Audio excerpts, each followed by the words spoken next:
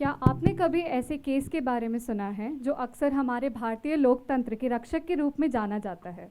अगर आपका जवाब ना है, then stay tuned till the end and you'll know what we're talking about. करीब 4 दशक पहले 24 अप्रैल 1973 को मुख्य न्यायाधीश सीकरी और सुप्रीम कोर्ट के 12 न्यायाधीश सबसे महत्वपूर्ण निर्णय देने के लिए इकट्ठे हुए। Kesavananda Bharati versus state of Kerala का मामला 68 दिनों तक सुना गया, जिसमें तर्क 31 अक्टूबर 1972 को शुरू हुए और 23 मार्च को 1973 को समाप्त हुए थे।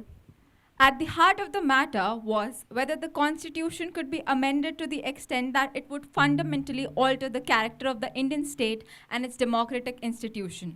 The case generated intense public interest and was widely covered in the media, with many commentators predicting that the outcome would have a significant implication for the future Indian democracy. At the time, India was grappling with the aftermath of the emergency, a period of political turmoil during which many fundamental rights were suspended and the authority of the judiciary was severely curtailed. The hard work and scholarship that had gone into the preparation of this case were breathtaking. Literally, hundreds of cases had been cited, and then Attorney General had made a comparative chart analyzing the provisions of the Constitution of 71 different countries. All this effort was to answer just one main question, सिर्फ एक सवाल. क्या संसद के संविधान में संशोधन की शक्ति असीमित थी? अन्य शब्दों में, क्या संसद संविधान के किसी भी हिस्से को बदल, संशोधित या उन्हें समाप्त कर सकती थी, विशेष रूप से सभी मौलिक अधिकारों को छीनकर? This is the time when zamindari system was prevailing in the country. Let's look at the scene 1. Ramlal approaches the landlord and attempts to persuade him to return his land. मालिक की जय हो, मालिक की जय हो। बोलो रामलाल, क्या हाल है? मालिक मैं काम कर रहा था, आपके लोग आए, मेरे को वहाँ से निकाल दिया मालिक। हम तुम्हें तुम्हारी जमीन वापस नहीं दे सकते रामलाल। मालिक ऐसा ना करे मालिक। हम तुम्हें तुम्हारी जमीन वापस नहीं देंगे। ये देखो, 1955 में तुम्हारे दादाजी ने इन कागजातों पे दस्तखत किया था, जिसमें उन्होंने कबूला था कि जितनी भी जमीन की कीमत होगी वो हमें सूद समेत चुकाएंगे, लेकिन वो अभी तक चुकता नहीं हुए। मालिक थोड़ी कृपा करें मालिक, मेरे छोटे छोटे बच्चे हैं। तुम्हें तुम्हारी जमीन वापस नहीं मिलेगी। कह दिया ना, बस कह दिया। ले जाओ इसे। मालिक केशवानंद भारती केस में पेटिशनर केरल में एक धार्मिक संप्रदाय के प्रमुख थे। उनकी संपत्ति सरकार के साथ विवाद का विषय था। सरकार ने 1969 में भूमि सुधार संशोधन अभिनय को पारित किया। केशवानंद भारती ने अपने मौलिक अधिकारों के उल्लंघन के मामले में सुप्रीम कोर्ट में जाकर भारतीय संविधान के विभिन्न अनुच्छेदों के तहत उठाए गए मुद्दों का उल्लेख किया। While the case was still pending, the government passed another act called the Kerala Land Reforms Amendment Act. इसके अलावा कुछ और amendments किए गए कॉन्स्टिट्यूशन में, जैसे कि 24th Constitution Amendment, which gave Parliament the power to amend the Constitution, and 25th Constitutional Amendment Act, which stated that the state was not required to compensate property owners equally when taking the private property. Let's move to scene 2 and आइए जानते हैं केशवानंद भारती की कहानी उन्हीं की जुबानी। ये कैसा न्याय है? ये नए कानून मेरे मठ और उसके समर्थकों का दम घोट देंगी। Someone will have to stand against this injustice. These new amendments and laws are questioning the mere existence of our fundamental rights. And now, only the Indian judiciary can resolve this matter. And when it comes to protecting the Indian Constitution from such unconstitutional amendments, the Supreme Court has to be its savior. Let's move to scene 3, where Kesavananda Bharati approaches an Indian jurist, Nani Palkhivala. Good morning, Your Holiness. Suprabhat. I understand you have some legal matters that need attending to. Mr. Palkhivala, आपको मेरी मदद करनी ही होगी। मेरे मठ और उसके समर्थकों का जीवन इस पर आधारित है। ये ज़मीन इस पर हमारा पूरा भविष्य निर्भर करता है। ये हमसे छीन ली जा रही है। हमारे भविष्य का क्या होगा? Please help us. Rest assured, we'll move a writ petition to the Honorable Supreme Court and we'll fight for your justice. Abhar. For both Kesavananda Bharati and the lawyer reached the Supreme Court. Calling item number 3, writ petition civil 135 of 1970, Kesavananda Bharati versus State of Kerala. Issues of the case have already been said, and they are: whether the Parliament have enough power under Act 368 to amend any part of Constitution, whether 24th Amendment Act is constitutionally valid or not, whether 25th Amendment Act is constitutionally valid or not, whether right to religious institution is violated in this instant matter, and 29th Amendment Act being constitutionally valid or not.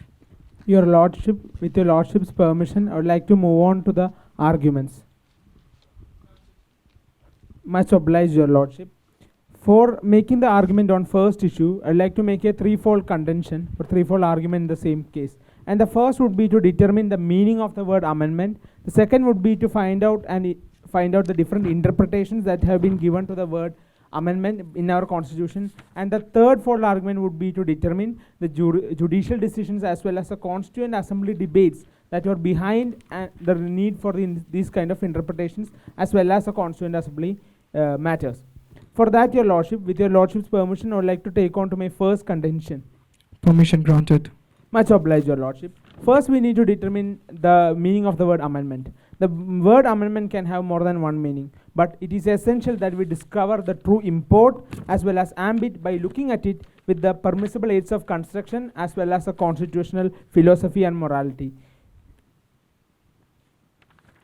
On the meaning of the word amendment, there can be three possible meanings of the word amendment. The first would be to improve or to better. Second would be the question of improvement, that it should be considered and it should be based on the constitutional standpoint and the basic philosophy of the constitution. The second meaning would be to make changes so that it can improve, but that changes should not alter or destroy the basic features of our constitution as well as the essential conditions that are laid down. The third would be to make any changes whatsoever which can destroy our basic structure or basic essential parts of our constitution. The first two meanings of the constitution word amendment can be implied in a sense that it has a common factor that the essential conditions or the fundamental features of our constitution are being taken care of. But that's not the case with the third meaning, and that should be taken into consideration, Your Lordships. Moving on to the next category, that is, it would be proper that we need to look for the amendment, the meaning of the word amendment from our constitution itself rather than relying on any outside source of information. For that, Your Lordship, we may need to peruse through the Article 368 as it stood before the 24th Amendment. And the expression amendment has not been defined anywhere in our constitution, but composite terms such as amend, in variation, addition, repeal has been used and sprinkled in various parts of our constitution, Your Lordships. The power in respect of the amendment has not been given in express terms, but it is spelled out by Mr. Counsel? necessary. Yes, Your Lordship. How do we find the different interpretation in our constitution with regards to amendment? Yes, Your Lordship. To that, we need to refer the different interpretations of limited and restricted as well as wide powers that are given to our constitution. We can peruse through the articles of 368, where Article 4, Article 2, 3, Article 169, as well as paragraph 7 and 21 of Schedules 5 and 6 respectively, where different iterations of the word amendment has been given.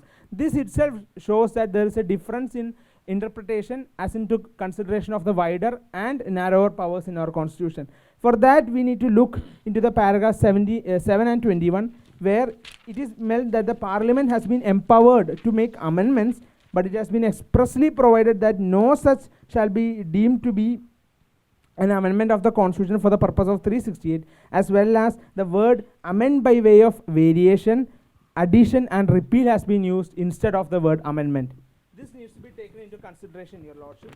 And it is apparent that the word amendment has been used in a narrower sense, and when such wide powers are being given to the specific circumstance, it can lead to a situation where the parliament takes over the powers or abolishes and exercises powers to abolish the state legislature as well as judicial organs of our system, which is in fact not with the constitutional morality as well as in the interest of our nation, Your Lordship.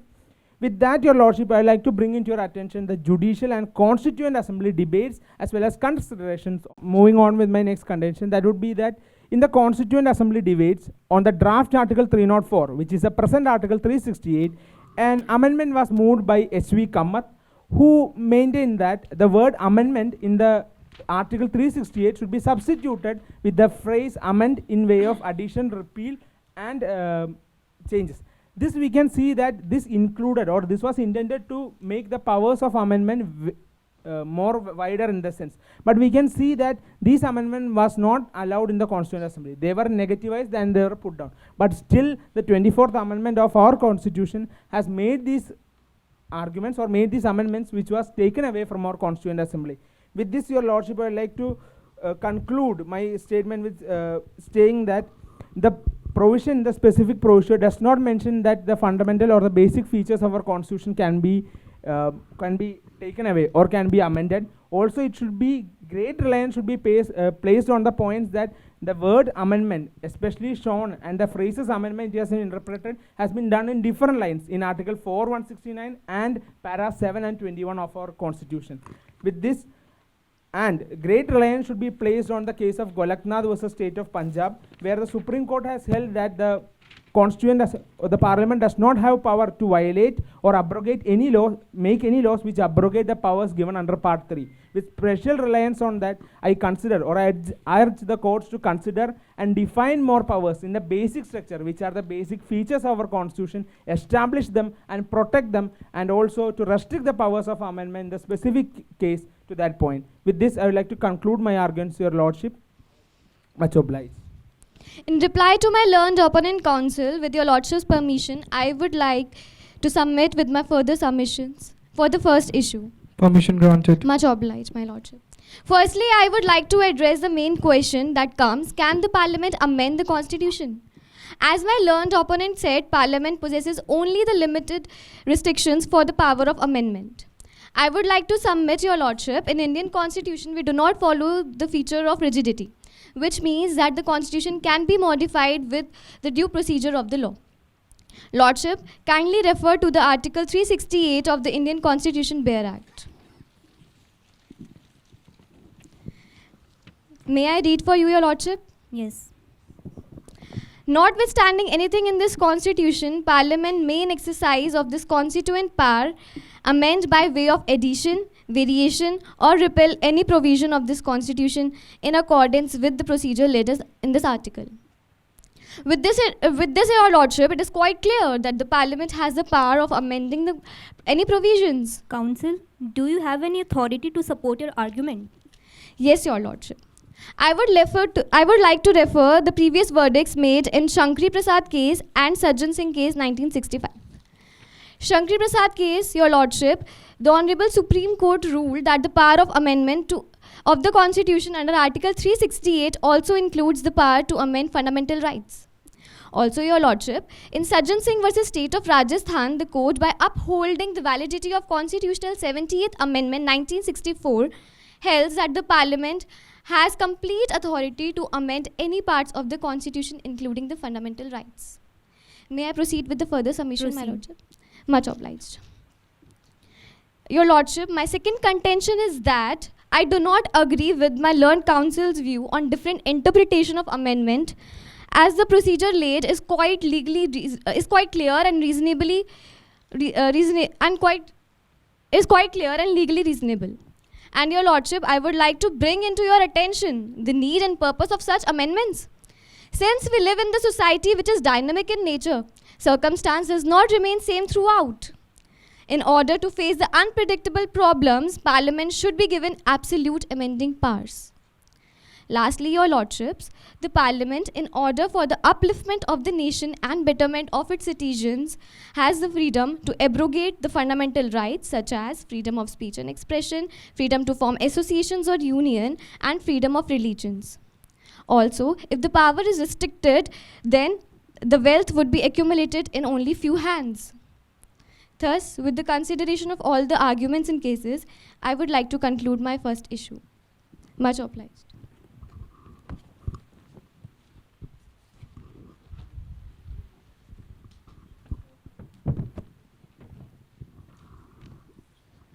Greetings, Your Lordship. If it may please this Honorable Court, I am counsel for the petitioner in the instant matter, Kesavananda Bharati versus State of Kerala. If Your Lordship permit, may I move on with the second submission? Yes, you may proceed. Issue number 2. Whether 24th Amendment Act 1971 is constitutionally valid or not. It is most respectfully submits that, enacting the 24th Amendment Act 1971, the Parliament has exceeded its power. it has purported to enlarge its limited power to amend the Constitution into an unlimited power, by the exercise of which it can damage or destroy the basic elements or fundamental features of our Constitution. Your Lordship, it is to be noted that Constitution was not a mere contract between the people and the government, but it was a fundamental document that created to define the power structure of Indian state. The Constitution contained basic features such as democratic form of government, separation of power, and rule of law, and these are very essential to functioning the Indian state, and that could not be changed by the Parliament. Your Lordship, the amending power of the Parliament was subjected to judicial review, and that the Supreme Court had the authority to strike down any amendment that violate the basic structure of the Constitution. Counsel, how could you tell that the 24th Amendment Act is violative the basic structure of the Constitution? Your Lordship, I am actually coming into that point. To substantiate that argument, Counsel would like to bring three major submissions. Firstly, Your Lordship, the 24th Amendment Act is violative of the principle of separation of power. Your Lordship, the principle of separation of power is a part of basic structure of Constitution. The amendment sought to take away the power of judicial review, constitutional amendment, which was the essential features of the separation of power between the three branches of the government. And secondly, the Council would like to bring your attention that the 24th Amendment Act violates the principle of federalism. Your Lordship, the principle of federalism is also the one of the basic structure of the Constitution, and the amendment sought to centralize the powers in the hands of central government by taking away the power of state to challenge the constitutional amendments. And finally, it is to be submitted that the 24th Amendment Act violated the fundamental rights that are guaranteed in the Constitution, particularly the right to equality and the right to freedom of speech and expression. Your Lordship, the amendment sought to insulate constitutional amendment from judicial review, which could lead to abrogation of fundamental rights without any judicial oversight. Hence, in the light of above said arguments, it is most respectfully submits that the basic structure of Constitution could not be altered by the constitutional amendment, and that any amendment that would do so would be held invalid. Consequently, the 24th Amendment Act is liable to be invalid. With this, the Council would like to conclude my second submission. Proceed. Much obliged, Your Lordship. With your Lordship permission, Council would proceed on the issue number 2. You may proceed. Yes, Your Lordship. It is submitted before the court that the Constitution 24 Amendment Act 1971 enables Parliament to dilute fundamental rights through amendments of the Constitution. It is also amended Article 368 to provide expressly that Parliament has power to amend any provision of the Constitution. Your Lordship, the 24th Amendment has not changed Article 368 as it originally stood, as it referred to the function of the two houses of Parliament and the President. The contention argued that the power conferred under Article 368 was not conferred on Parliament as such, but on the two houses of Parliament. In Shankri Prasad, Sajjan Singh and Golaknath cases, each judge mentioned that the power to amend the Constitution was vested in Parliament. There is no ground for taking a different view. Counsel, I would like to ask you that you and your counsel has been constantly and repetitively mentioning the case of Shankri Prasad and Golaknath. Do you really think that the cases and the judgment delivered on that were bad in law? Your Lordship, the judgment delivered on Shankri Prasad case and Golaknath case were not bad in law, but the interpretation was wrong. Your Lordship, we are unable to accept the contention, the clause E to the proviso to Article 368 confers power on Parliament to enlarge its own power. The power to amend the Constitution as well as the ordinary procedure to amend any part of the Constitution is contained in the main part of the article. The proviso merely places further restriction on the procedure to amend the article mentioned therein. Clause E to the proviso stipulates the Article 368 cannot be amended except in the manner provided in the proviso. Lastly, may it please the court, counsel would disagree with the fact made by the learned counsel that the 24th Amendment Act violated the principle of separation of power, as it gave the Parliament unlimited power to amend the Constitution. Such a power, if provided, would make the Parliament supreme and undermine the independence of the judiciary. And if the judiciary would be allowed judicial review on every matter presented before it, this would increase the burden on the judicial system unnecessary. That's all my submission, Lordship.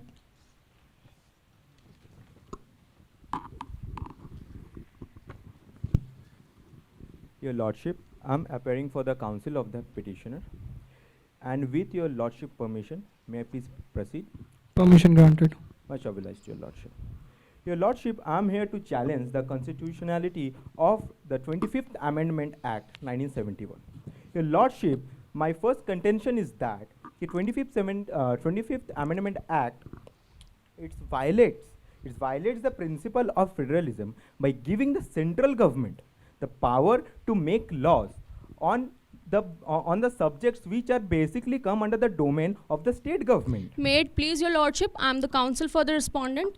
Your lordship, the statement made by my learned friend is without merit, as there is no such violation of federalism, and the parliament has the plenary power to amend the constitution under article 368, which is derived from sovereignty of the people. This is absolute and there are no implied limitations on it. The amendment of the constitution under article 368 includes the power to amend any part of the constitution, including the fundamental Your rights. Lordship, I like to oppose here to my counsel that this is a clear violation of the federal structure of the constitution, right? Because which gives the state government the power to make laws on a certain subjects without any interference from the central government.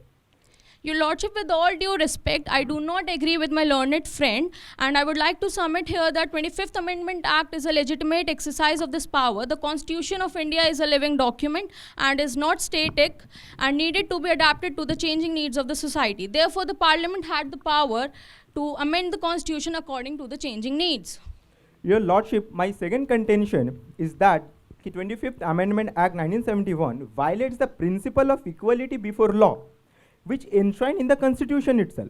And every citizen has the right to equal protection under the law, and this 25th Amendment Act 1971 completely violates this principle. Your lordship, I object to this statement because we here are stressing over the need for social justice, which is of a fundamental value enshrined in the Constitution. The amendment is intended to eliminate inequality and discrimination and to ensure that the fundamental rights are not used to protect the vested interest. So, counsel, how can you not consider your personal asset or property as a right? Your lordship, I agree to it. It is a right, but kindly, but your lordship kindly refer to para 6 of page 7. Fundamental rights are not meant to protect the vested interest or group, but rather to promote social, economic, and political justice of a society as a whole. Your Lordship, as the 25th Amendment Act 1971 is violate the fundamental right, the power of judicial review is necessary to protect the fundamental right of the citizens and to ensure that the government did not exceed its power. Your lordship, I agree with my learned friend, but your lordship, the judiciary should not interfere with the legitimate process unless there is a clear violation of the Constitution. Your Lordship, I'd like to object my learned counsel here because the power of judicial review is essential to check on the powers of the legislation and the executives. And taking it away, it would upset the delicate balance between the three branches of the government. So, Your Lordship, my submission is that to strike down the 25th Amendment Act 1971 as unconstitutional, to seek the undermine the very foundation of the democracy. The right against the judicial review is an essential safeguard against the arbitrary exercise of powers by the government, and taking this away would be a grave injustice to the citizen of this country. For that, your lordship, I would like to submit that 25th Amendment Act is enacted after due deliberation and debate in Parliament, and it should be respected as a legitimate exercise of democratic process. Your Lordship, the further issue shall be addressed by my learned counsel. Much obliged, Your Lordship. My Lord, the counsel seeks the permission to present the fourth issue. Granted. Much obliged, Your Lordship. The issue number 4. whether the right to religious institution is violated in the instant matter, and the constitutional validity of 29 Constitutional Amendment Act 1972. Shall I move with my submissions? Granted. My Lord, firstly it is submitted that in the instant case Kerala Land Reform Act 1969, which sought to impose restriction on the right of a temple to hold and manage its property. Mr. Counsel, whether the mud comes under the purview of religious institution? Yes, my Lord. Edanir Mud is a Hindu monastic institution renowned as a seat of art and learning located in Kerala. It traces the parampara to Sri Totagacharya, one of the first 4 disciples of Adi Shankaracharya, and it follows Advaita Vedanta school of Hindu philosophy. Hence, it comes under the purview of religious institution. May I proceed with the further submission, my Lord? You may proceed. Your Lordship, the Act aimed to abolish the land tenant system in the state, the distribute land among the landless farmers. Thus, the Act violated the fundamental right of a landlord and was an infringement on their property rights guaranteed under Article 19, Clause 1F and Article 31, Clause 1 of the Constitution of India. My Lord, it most respectfully submitted that the Act amounted to taking of a property without compensation, which was violation of a right to property mentioned under Article 31, Clause 1 of the Constitution, and the Act did not provide any fair and just compensation for the landlords, and hence it was a arbitrary and discriminatory. Your Lordship, it also submitted that the said Act violated the fundamental right to freedom of trade and commerce guaranteed under Article 19 of the Constitution, as the Kerala Land Reform Act would prevent landlord from selling or leasing of their land or property, thereby depriving them their livelihood. Hence, this Act violated the fundamental rights of the temple and its followers. My Lord, my second major submission is that the 29th Constitutional Amendment is unconstitutional as it violates of basic principle of the Constitution. My Lord, it is most respectfully submitted that the 29th Constitutional Amendment dilute the protection of fundamental rights guaranteed under Part 3 of the Constitution by making the law immune from the judicial review and dilute accountability of the people. Your Lordship, the amendment sought to remove the power of judicial review of the law relating to directive principle of state policy, which contained under Part 4 of the Constitution of India. Your Lordship, the amendment was against the principle of federalism, which are the essential part of the Constitution. Thus, it would lead to centralization of power and undermine the autonomy of the state. My Lord, finally to submit that the amendment was brought in malified intentions, as it sought to protect the certain laws that were under challenge in various courts. Hence, this amendment was not in the interest of people, but rather serve the interest of few powerful groups. My Lord, in light of above said arguments, it is submitted that the 29th Amendment Act was unconstitutional and it is violated the basic principle of the Constitution. That's all, my Lord. With your Lordship's permission, the respondent counsel would move on with the issue number 4. You may proceed. It is humbly submitted before the court that counsel for the petitioners have presented the case in a way which goes completely wrong with the interpretation of the Kerala Land Reform Amendment Act 1971. Counsel, what is the land ceiling limit in this act? The land ceiling limit prescribed in the Act is that an individual can acquire only to the limit of 50 acres of land, while the petitioner was the owner of the land covering 300 acres of the land. This is the issue for the society at large, because if a particular individual acquires this much of land, of the part of the government's land, it becomes his own property and it will be restricted to a particular family. This will prohibit the government from generating the income. Proceed further. Yes, Your Lordship, the 29th Amendment was necessary to give effect to the directive principles of state policy enshrined in the Constitution of India. The DPSP aims to establish a welfare state and ensure social and economic justice for all its citizens, and the amendment was a means to achieve these objectives.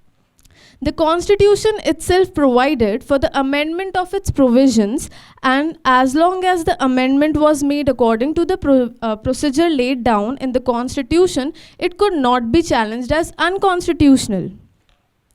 The 29th Amendment did not dilute the protection of fundamental rights. The Constitution provided for the protection of fundamental rights in Part 3 of Indian Constitution, but it also recognized the importance of DPSP in Part 4.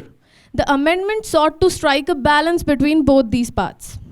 Council will disagree on the fact that 29th Amendment undermines the principle of federalism.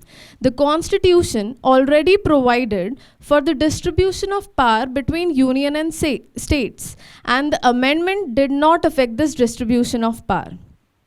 Council would like to add further the principle of presumption of constitutionality. Council, can you elaborate about the principle of presumption of constitutionality? Yes, Your Lordship. It's a cardinal principle of construction that the statute and the rule or the regulation must be held to be constitutionally valid unless and until it is established they violate any specific provision of the Constitution.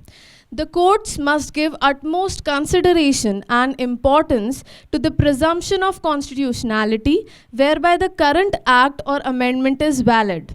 It is up to the petitioners to prove beyond doubt that there exists gross violation of specific parts of the Constitution, especially one contained in Part 3 of Indian Constitution. With your Lordship, the permission for the Council would proceed with the prayer. Proceed. Wherefore, in the light of the argument advanced and cases cited and authorities referred, the Council for the petitioner would like to humbly pray before this honorable court to adjudge and declare that, firstly, that the Parliament doesn't have ultimate power to amend all part of the Constitution under Article 368.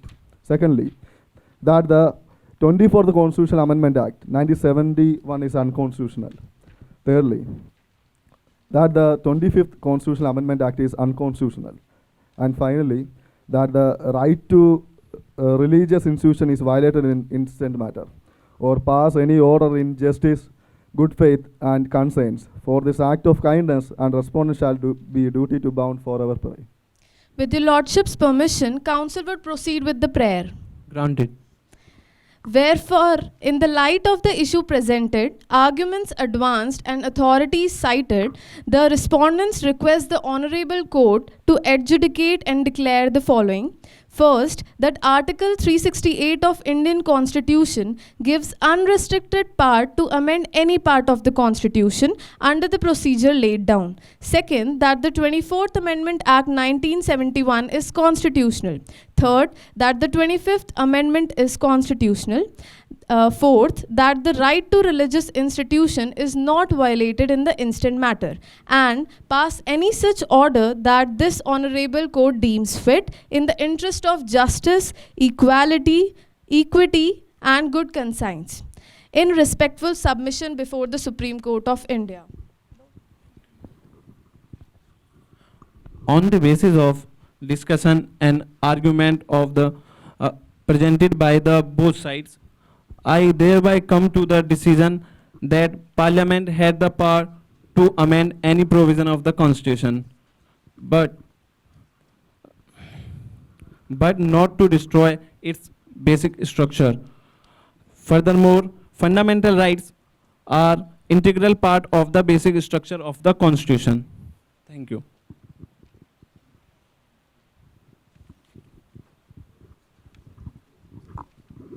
After hearing all the facts and arguments of both the parties, I thereby come to the decision that Parliament can amend any provision, including its basic structure. Thank you. I agree with Justice Shelat and totally believes that the power to amend the Constitution did not include the power to abrogate its basic structure. On hearing both the arguments, I came to the decision that Parliament can amend any provision of the Constitution, that there was no limitation on its power to amend. The Constitution is not only a document of law, but also a document of life, and its basic structure could not be altered.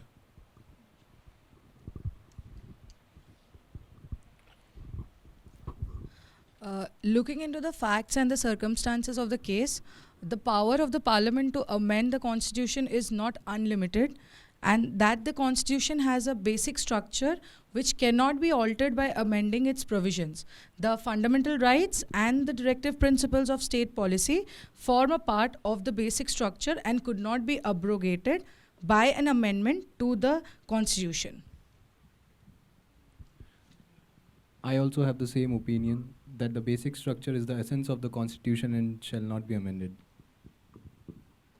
After hearing both the sides of the argument, I believe that the parliament had the power to amend any provision of the constitution, and there was no limit on its power to amend. By hearing both sides, the parliament cannot alter the basic structure of constitution, which includes fundamental rights, the principle of power of separation, and the rule of law. Parliament has the power to amend the constitution, but cannot change the fundamental features, such as the principle of separation of power, the federal character of the constitution, and protection of fundamental rights. After hearing the facts and arguments of both the parties, I thereby came to the decision that the Parliament have the power to amend any provision of the Constitution, including its basic structure.